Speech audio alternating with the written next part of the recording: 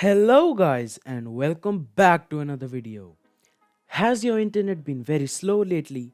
Well, you're not the only one facing this. And in this video, I'll show some neat tricks to boost your internet speed. So without any further ado, let's get started. The first trick that we have is to reschedule your meetings or video chats. These days, everybody is streaming online, be it meetings, studies, or something else. And a simple fact is, most of these begin at an integer value, like 9, 10, or 11.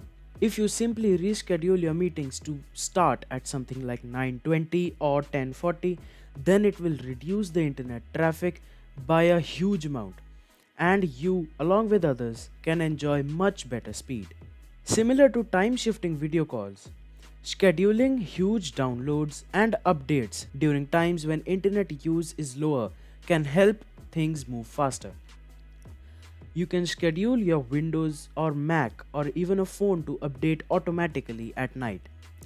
This will ensure complete downloads at better speed as the traffic is less at that time. While you might be the only one working from home, you aren't using the only device that's accessing the web.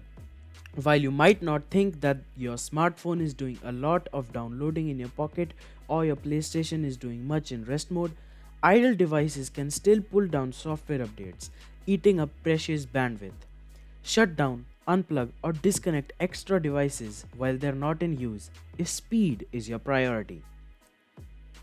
Many routers allow you to customize how traffic is divided among devices, letting you prioritize a particular device, putting your computer or smartphone first in the line when it comes to sending and receiving data.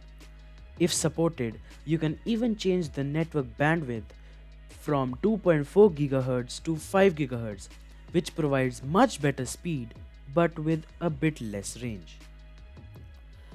Routers aren't the best looking devices out there, but this should not force you to hide them somewhere.